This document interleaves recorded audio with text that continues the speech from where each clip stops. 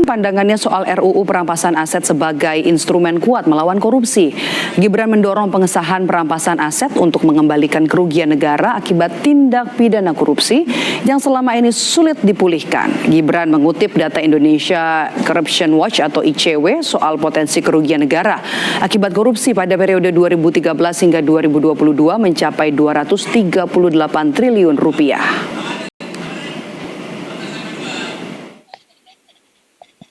Indonesia sangat perlu memperkuat sistem hukumnya agar mampu mengembalikan aset negara, membuat jera para pelaku, serta melindungi masyarakat dari potensi kerugian akibat korupsi. Teman-teman, komitmen dari Bapak Presiden sebagai pucuk pimpinan negara sudah sangat jelas. Tapi kesungguhan Bapak Presiden untuk memerangi korupsi dengan instrumen hukum baru yang bisa membawa manfaat besar bagi bangsa.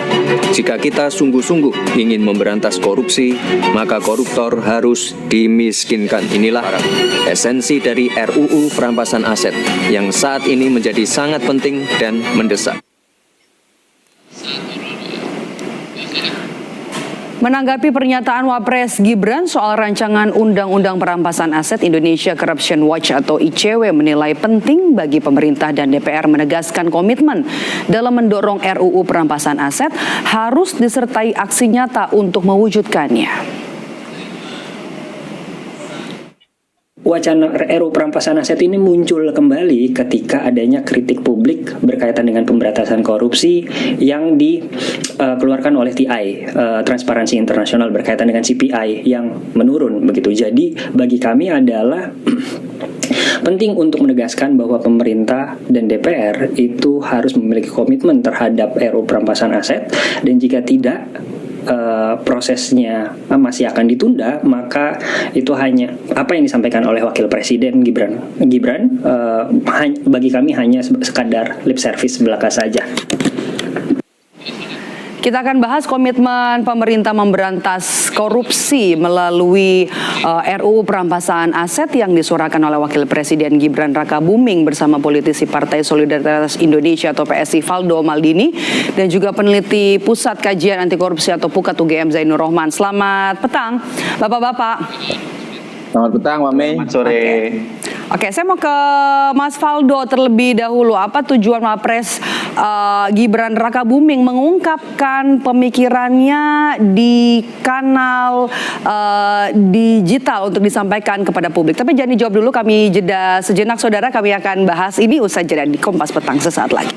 Ya, pertama kita harus lihat ini dalam konteks yang tepat ya, bahwa Mas Wapres nggak sedang bikin janji baru. Beliau itu sedang mengingatkan ini tentang kebutuhan instrumen hukum yang sangat penting untuk memperkuat pemberantasan korupsi, Mbak. Dan kami kira ini leadership, yaitu mengingatkan arah, memastikan negara tidak kehilangan momentum. Karena momentumnya hari ini penegakan hukum sangat kuat di masa pemerintahan Pak Prabowo.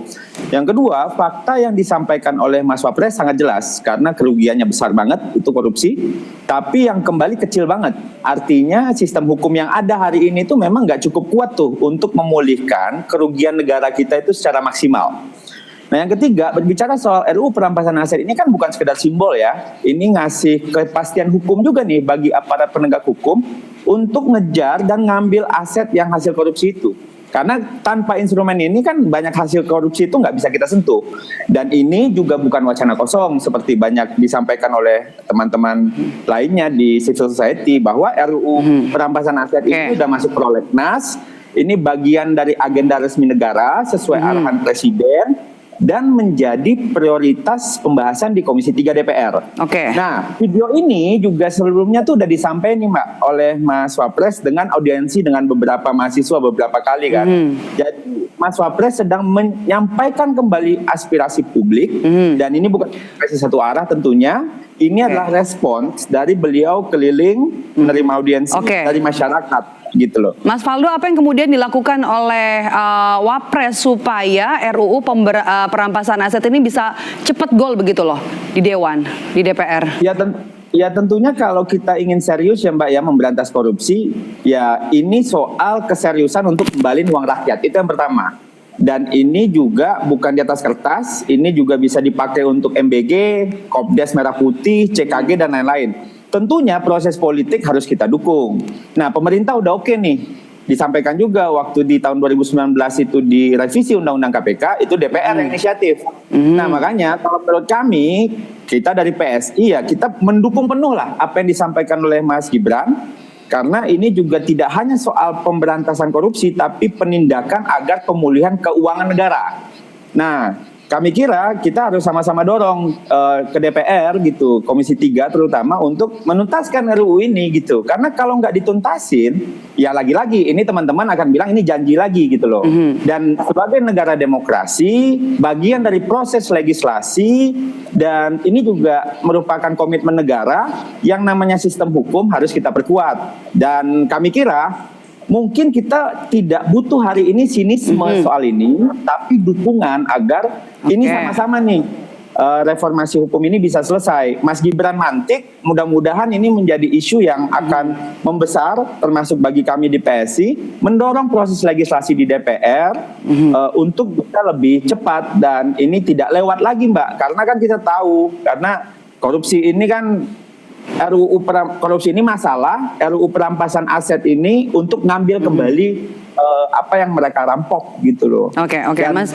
Itu orang pemimpin ngingetin, bukan komunikasi politik, ini komitmen untuk memastikan negara hadir di pihak masyarakat. Oke, Mas Zainur, apa yang harus dilakukan Wakil Presiden supaya soal perampasan aset tidak hanya jadi wacana saja?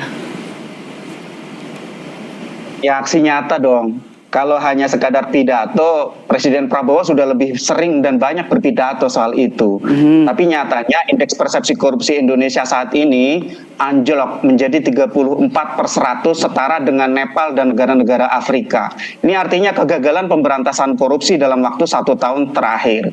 Kalau memang misalnya Wapres ini punya inisiatif ya, mau kolaborasi dengan Presiden Prabowo, silakan bisa roadshow ke parpol-parpol, yakinkan ketum-ketum parpol bahwa ini adalah RUU yang dibutuhkan untuk mempercepat efektivitas pemberantasan korupsi. Atau kalau ini adalah presiden, menurut saya sangat mudah. Kumpulkan ketum parpol, terserah mau di Hambalang, mau di Istana, beri perintah kepada mereka agar mereka semua dukung, agar RUU ini bisa segera untuk disahkan. Tapi Mbak Maidoff, saya mau kasih sedikit wawasan soal RUU perampasan aset.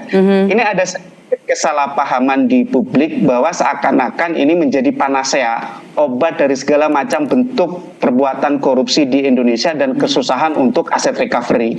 Padahal sebenarnya RUU perampasan aset itu kalau dibaca dengan teliti itu adalah komplement. Dia bersifat pelengkap dari undang-undang tindak pidana korupsi dan undang-undang sektoral lainnya terkait dengan tindak pidana yang bermotif ekonomi. Jadi Mbak Maidoff, dia hanya bisa dilaksanakan, bisa diterapkan dalam kondisi tertentu.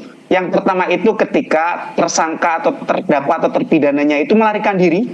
Yang kedua tidak diketahui keberadaannya. Yang ketiga meninggal dunia. Yang keempat diputus lepas. Kalau orangnya ada Mbak Maidoff, itu tidak bisa pakai RUU perampasan aset. Lantas bagaimana? Lantas sebenarnya butuh satu lagi, yaitu kriminalisasi illicit enrichment. Itu ada di mana? Ada di RUU Tipikor, tindak pidana korupsi. Jadi saya khawatir publik akan kecewa, akan kecele bahasa Jawanya ketika RUU perampasan aset disahkan, tiba-tiba situasi akan berbalik 180 derajat. Tidak. Kenapa? Karena itu adalah sehingga Mbak Maidoff tidak bisa dipilih nih untuk memperbaiki RUU Tipikor, untuk mengesahkan RUU perampasan aset, untuk mengesahkan RUU pembatasan transaksi uang kartal, dan yang paling penting adalah kembalikan independensi KPK dengan cara revisi kembali Undang-Undang KPK. Mbak Maidoff. Oke. Ini juga yang bisa kita kutip dari apa yang disampaikan oleh Wakil Presiden Gibran Rakabuming dalam videonya adalah memastikan soal kepastian hukum begitu ya, agar kemudian juga RUU perampasan aset ini jadi regulasi yang tidak disalahgunakan nanti ke depannya begitu. Pandangan Anda? Ya, kalau non-conviction based asset forfeiture itu bukan merupakan criminal procedure. Dia tidak mempidana orangnya, dia mengancam asetnya, sehingga biasa disebut sebagai in rem, bukan in personam. Nah, di sana memang butuh ya pengaman-pengaman, safeguarding untuk memastikan bahwa aparat penegak hukum itu tidak abuse of power. Bagaimana caranya? Semua tindakan dari aparat penegak hukum wajib dikontrol. Oleh siapa? Oleh badan judisial, yaitu dalam bentuk meminta izin hakim. Yang kedua, hukum acara perampasan aset itu harus dipastikan ada keseimbangan antara pembuktian non pidana dengan hak dari seorang pemilik atau penguasa dari aset tersebut untuk membuktikan bahwa asetnya berasal dari perolehan yang sah. Jadi itu untuk memastikan bahwa tidak ada perbuatan yang semena-mena. Yang ketiga, Mbak Maidoff, harus dipastikan bahwa tidak ada satupun lembaga penegak hukum yang punya kewenangan dominan. Kewenangan ini harus dipecah-pecah, harus dipisah-pisah agar mereka bisa saling kontrol, saling mengawasi, termasuk di dalam pengelolaan aset, Mbak Maidoff. Karena banyak, Mbak Maidoff, aset-aset sitaan atau Tersenyum begitu di apa ini